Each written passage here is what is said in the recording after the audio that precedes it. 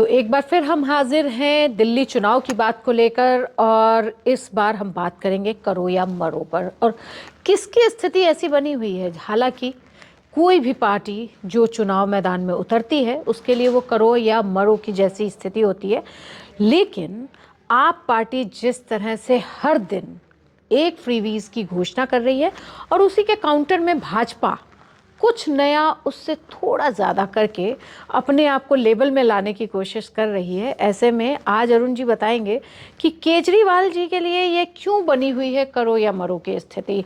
और हम बात करेंगे कि कौन सी सीट कितनी इम्पोर्टेंट है, और आप क्या जानना चाहते हैं ये हमें ज़रूर कमेंट बॉक्स में बताते रहिए, जिससे हम समझ पाएँ कि हमें और किन विषयों पे और किस पार्टी के किन किन चीज़ों पे बात करनी है। तो अरुण जी के साथ शुरू करते हैं आज का डिस्कशन। क्या लग रहा है, केजरीवाल जी के लिए ये करो मरो की स्थिति है, या फिर कांग्रेस को अपने आप को वापस लाना है, या फिर भाजपा फिर से कोई दांव चुपचाप चल रही है, क्योंकि बहुत शांत दिखती है। केजरीवाल के लिए ये करो या मरो आप कह रहे हैं, वो स्थिति इसलिए भी है क्योंकि 12 साल से आम आदमी पार्टी जो है दिल्ली में सत्ता में रही। जी जी। और 12 साल में कोई भी पार्टी रहती है तो उसके खिलाफ सबसे पहला एंटी इनकम्बेंसी फैक्टर आ ही जाता है। दूसरी बात है कि जिस तरह से केजरीवाल के टॉप लीडरशिप उनको इंक्लूड करके भी आम आदमी पार्टी की टॉप लीडरशिप जो है करप्शन में जिस तरह से वो फंसती चली गई, उनके ज़्यादातर नेता जो है जेल में, टॉप लीडरशिप जो है जेल में रही, उनको सुप्रीम कोर्ट से जमानत लेनी पड़ी। तो ये बहुत क्रूशल थोड़ा सा एक जो है ये मोमेंट जो है उनके लिए फेस करना बहुत मुश्किल हो पा रहा है। तीसरी बात इसके बाद ये आती है कि जिस तरह से उन्होंने अपने लिए नैरेटिव सेट करने की बात की थी कि वो लोग आम आदमी की पार्टी हैं जी जी। और दूसरे वो लोग कट्टर ईमानदार हैं, तो आम आदमी पार्टी के साथ में वो लोग अब उस तरह से आम आदमी पार्टी की छवि बदलती चली गई। सत्ता में कोई भी एबीसी जो भी पार्टीज हैं उसकी तरह से वो भी दिखने लगी, उसी तरह के नैरेटिव, उसी तरह के हथकंडे। और वो लोग जो जो आखिरी बात थी कि साहब उन लोगों को करप्शन के चार्जेज में जेल भी जाना पड़ा। तो उस वजह से हुआ ये है कि उनके लिए मुश्किल ये आ रही कि कैसे समझा पाए जनता को समझा पाना। और जिस तरह से उन्होंने पिछले 2 चुनाव में स्वीप किया था, एक बार 60+ लाए और एक बार 57 के 20 में जो है 57 के आसपास सीट थी, तो दोनों जो है लगातार नहीं, 62 सीट्स थी। 62 पहली बार रही और दूसरी बार जो है थोड़ी कम हो गई। तो इस तरह से जो है उनको जो है स्वीप करने के बाद, एक तरफा जो वो पाने के बाद में, अब इस बार मुश्किल ये है कि अगर वो 50+ नहीं जीतते हैं, 50 से कम होने पर भी उन्हें दिक्कत है, क्योंकि हो सकता है कि उसमें जो है कुछ दिन सत्ता बनने के बाद में अगर कम संख्या पे उनका जो बनता है, मेजॉरिटी बनती है, तो उनके नेता इधर से दूसरी तरफ फ्लोट भी हो सकते हैं, क्योंकि जाहिर सी बात है उसमें मेजॉरिटी उसके बाद की दूसरी पार्टी बीजेपी होगी।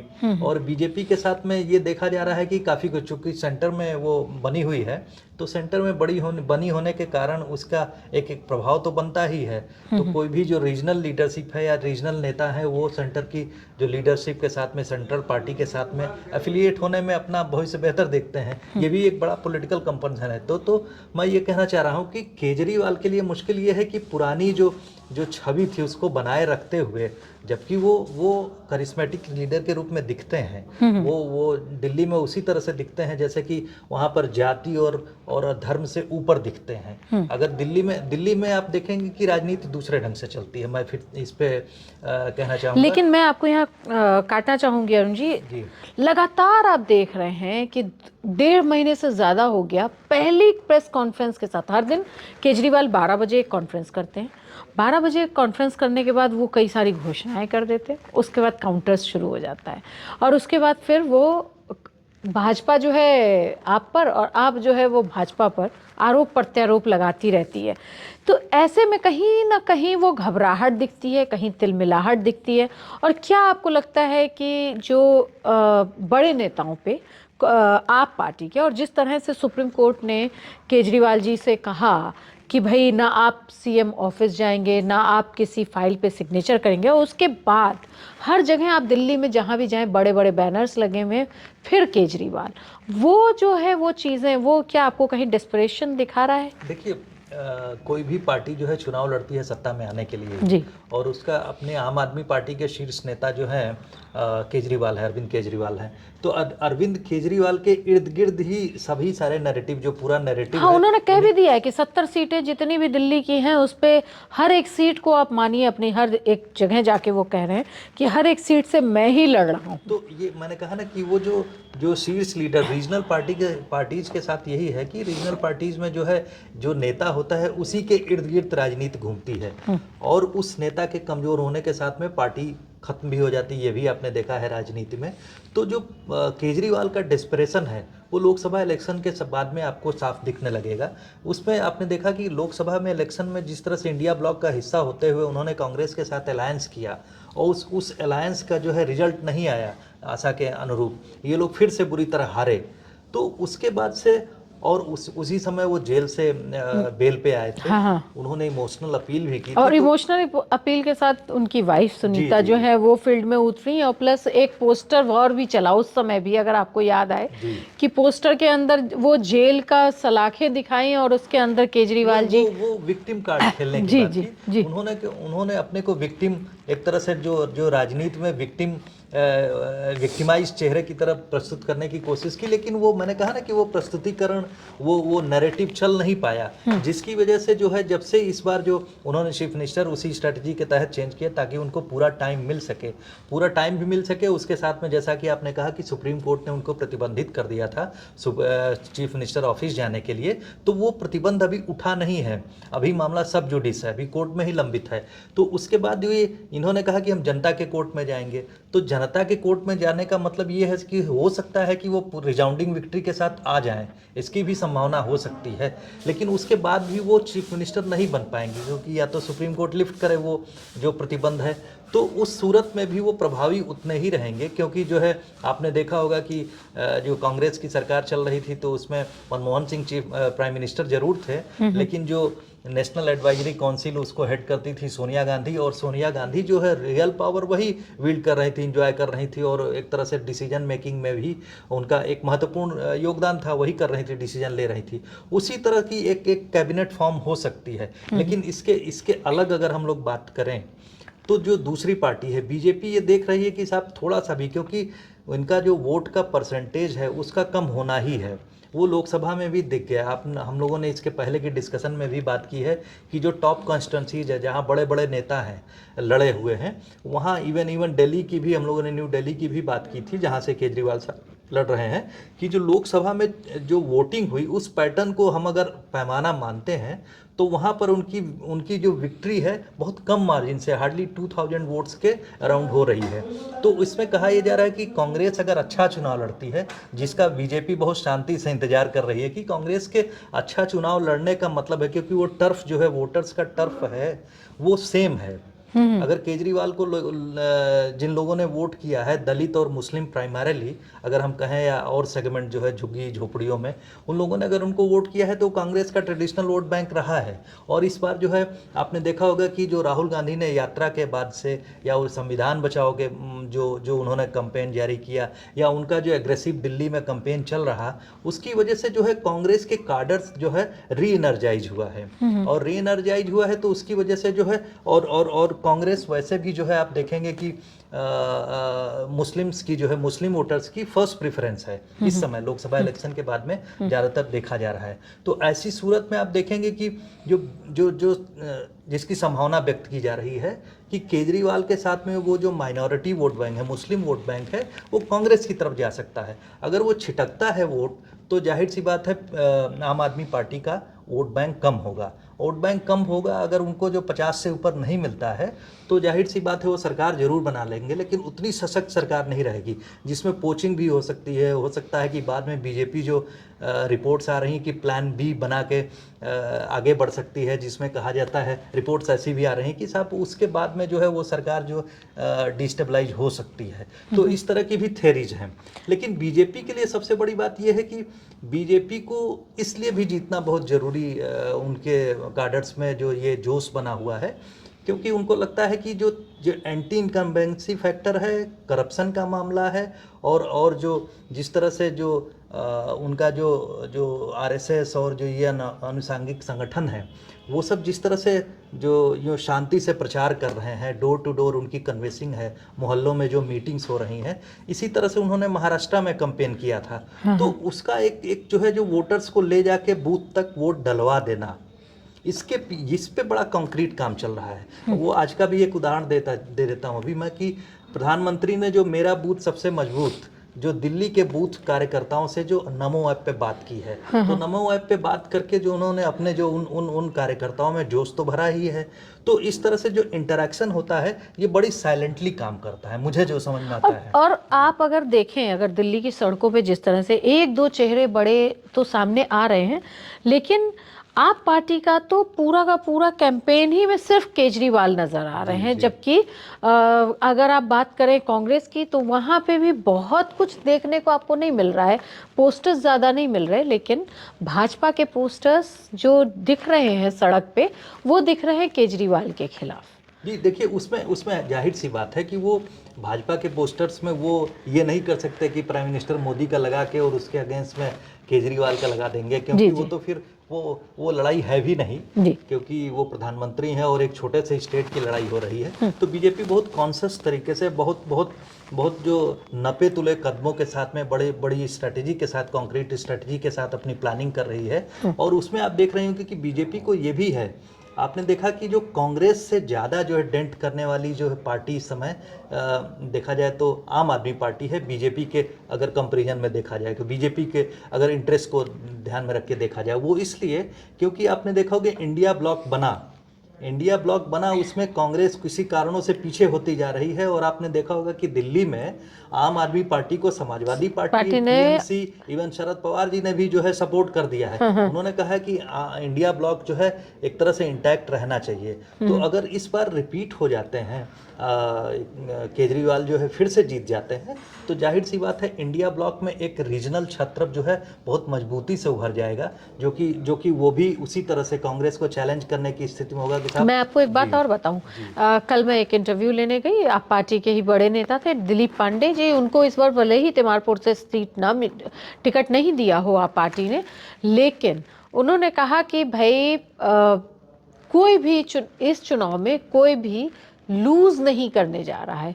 उन्होंने कहा कि हो सकता है 1-2 सीटें हम हार जाएं या 2-4 सीटें हम जीत जाएं। कांग्रेस 2 बार से 0-0 पे रही है और भाजपा भी 3-4 सीटें हार जाएगी, और प्रो इनकम्बेंसी है। उन्होंने एंटी इनकम्बेंसी की बात ही नहीं की, उन्होंने अपनी बातें जो बताई उसमें कहा कि हम जो कह रहे हैं वो कर रहे हैं। तो आपको क्या लग रहा है कि क्या सचमुच आप पार्टी, तो कोई भी जो आम आदमी पार्टी का होगा नेता इसी तरह की बात करेगा, जो कह रहे हैं कर रहे हैं, इस पे थोड़ा सा मुझे वो है, क्योंकि कहने की बात तो आप कहेंगे कि तो पॉल्यूशन को एक बड़ा मुद्दा दिल्ली में था, पॉल्यूशन के लिए यमुना को क्लीन करने की बात थी, वो 10 साल पहले की बात थी। हिसाब हम जो है दिल्ली के लोग जो है यमुना में डुबकी लगाने की स्थिति में होंगे, वो तो नहीं हो पाया। अगर हम कंपेयर करें तो अभी भी जो इतना बड़ा महाकुंभ हो रहा है उसमें लोग आचमन भी कर रहे हैं, नहा भी रहे हैं, लेकिन यमुना में वो स्थिति नहीं आई है कि साहब लोग जाकर नहा सकें। तो ये तो एक अलग, वो तो बहुत सामने जनता के दिख रहा है। और दूसरी बात जो है, जो केजरीवाल ने जो है अपनी छवि को, जहाँ तक जो कहा जा सकता है कि पूरी आम आदमी पार्टी की इमेज को जो है केंद्र से उलझ के उन्होंने जो है दिल्ली वालों के हितों का एक तरह से देखा जाए तो नुकसान किया है, क्योंकि आप दीवार से टकरा रहे हैं, एक तरह से देखा जाए बिल्कुल दीवार से टकरा रहे हैं, आप मिडिल पाथ नहीं कोशिश कर रहे हैं फाइंड आउट करने की। तो उसमें सबसे बड़ा जो शीश महल की बात आ गई, शीश महल एक्सपोज हो ही गया है, जैसा कि बीजेपी ने एक नैरेटिव बना दिया है, वो बहुत एम्बैरेसिंग नहीं। और सबसे बड़ी बात है कि जब अरविंद केजरीवाल या आप पार्टी का गठन हो रहा था तब उन्होंने कहा था कि हम आम लोगों की पार्टी हैं और हम ना ही सीएम हाउस लेंगे, ना हम वो गाड़ियां लेंगे, ना ही वो प्रिविलेज जो एक वीवीआईपी नेताओं को दिया जाता है वो सब लेंगे, लेकिन हम लोग लगातार घूम रहे हैं और हम देख रहे हैं कि कैसे घर हैं उनके, कैसे सचमुच वो शीश महल से कम नहीं है। नहीं तो मतलब देखिए देखिए ये सब बातें राजनीति में मान के चले जाती हैं कि जो लीडरशिप है, जो शासन में आ रहा है, उसके पास ये सब सुविधाएं होंगी, जनता ये मान के चलती है। लेकिन जब आप मुंह से बोलते हैं कि साहब हम ये नहीं करेंगे, तो आपके ऊपर प्रश्न चिन्ह लगता है। तो मतलब आपके जो एक्टिविटीज के ऊपर क्वेश्चन मार्क तभी लगता है, या तो आपने कहा नहीं होता, आपने कहा तो उसको फॉलो किया जाता है। ये साइलेंटली कुछ दिन बाद तो सामने आएगी, शुरू में लोग ध्यान नहीं देते हैं, तो वो नैरेटिव जो है उनके खिलाफ जा रहा है, वही नैरेटिव। और दूसरी बात जो उन्होंने कहा कि जैसे थोड़ा सा भी कमजोर होते हैं, तो जो इनकी पूरी की पूरी लीडरशिप, टॉप लीडरशिप, जिसको लोग बब्बर शेर कहते हैं कि हमारे आम आदमी पार्टी के सब बब्बर शेर हैं, तो वो उन बब्बर शेर के लिए बड़ी मुश्किल हो जाएगी अगर ये लोग सत्ता में इस बार नहीं आते। इसीलिए मैंने कहा कि करो और मरो, जो आपने बात कही, करो मरो, इसीलिए बहुत इनके लिए मुश्किल बात है कि साहब अगर नहीं आएंगे सत्ता में तो इन सब शेरों का क्या होगा, क्योंकि सब तो जमानत पे हैं।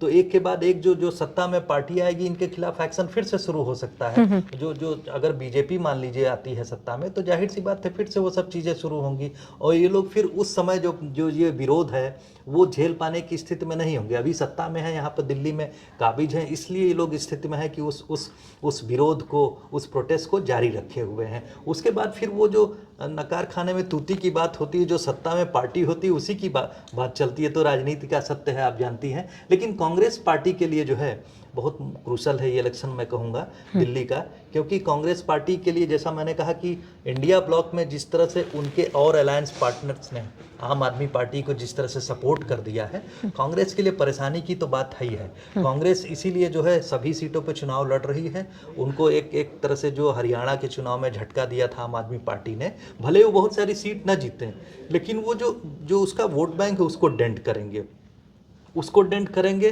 तो और इसका सीधा फायदा जो है वो भाजपा को होता हुआ दिख रहा है। प्लस दूसरी बात है कि राहुल गांधी की वजह से जो कोशिश चल रही है, उन्हें कोशिश तो करनी पड़ेगी अगले इलेक्शन की, भाई ये इलेक्शन अंत नहीं है, यही आखिरी नहीं है, इसके बाद के इलेक्शन के लिए आपको तैयारी करनी है। बहुत सारे इलेक्शन, चाहे म्यूनिसिपल लेवल पे हो, चाहे आने वाला नेक्स्ट जो है लोकसभा का इलेक्शन हो, तो काडर को एनर्जाइज करने के लिए जो है, उसको करने के लिए आपको जो है हमेशा एग्रेसिव होना ही पड़ेगा। उसमें जैसे वो उनका नैरेटिव जो है संविधान बचाओ वाला है।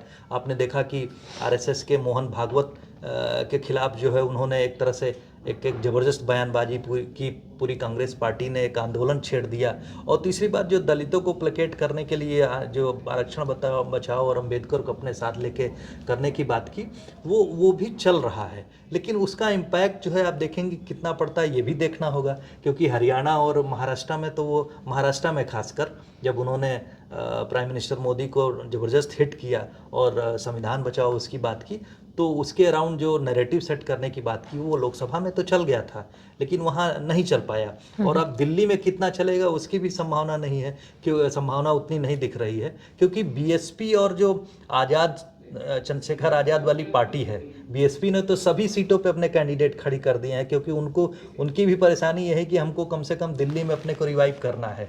उत्तर प्रदेश में वो लोग बुरी तरह से फेल हुए, तो वो बीएसपी भी बहुत तेज़ी से काम कर रही है, हर एक सीट पे अपना वो कर रही है। और खासकर जो अब दिल्ली में 12 सीट हैं, दलित सीट हैं, एससी रिजर्व सीट्स हैं, तो वहाँ पर उन लोगों का काफ़ी फोकस है। उसी के साथ में आप देखेंगे कि आज़ाद समाज पार्टी जो चंद्रशेखर आज़ाद वाली है, वो भी जो दिल्ली और उत्तर प्रदेश के बॉर्डर को टच करती हुई सीट्स हैं, वहाँ पर बहुत एक्टिव है। उन लोगों ने भी तकरीबन 16 कैंडिडेट खड़े किए हुए हैं। AIMIM की बात करें तो AIMIM में जो ऐसी जैसे ताहिर हुसैन जी, जिनके लिए आज मुकदमा भी चल रहा था कि उनको जमानत दे दी जाए, सुप्रीम कोर्ट में बहस हो रही थी कि साहब उनको जमानत दी जाए तो वो आगे कन्वेंसिंग वगैरह कर सके, लेकिन वो भी मामला लंबित ही है। उनको कैंडिडेट दिया है, उसका मुस्लिम वोटों को का डेंट, उसका इम्पैक्ट जो है आम आदमी पार्टी पे ही पड़ेगा। दूसरा, आपने देखा होगा कि जो दूसरे एक सरफराज, क्या नाम है, उनको भी कैंडिडेट इसी तरह के, जो दिल्ली राइट्स में उनका भी नाम आया था, उनको भी दिया गया है। तो मुस्लिम जो पॉकेट्स वाले एरियाज हैं, वहाँ पर AIMM भी एक्टिव हो रही है, ऐसी की पार्टी। तो ओवरऑल जो है यही जो है, मैं उसी पाऊंगा कि इसीलिए आम आदमी पार्टी के लिए इस बार करो मरो की स्थिति बनी हुई है। हाँ। तो अब देखना ये होगा कि 5 फरवरी को किसके ऊपर सबसे ज़्यादा वोटर्स अपना मुहर लगाते हैं और किसे जिताते हैं। और 8 फरवरी को किसकी सरकार बनती है और केजरीवाल की जो ये पूरी मेहनत है वो कितनी रंग ला पाती है करो या मरो की स्थिति में। हमसे जुड़े रहिए, देखते रहिए India.com। धन्यवाद।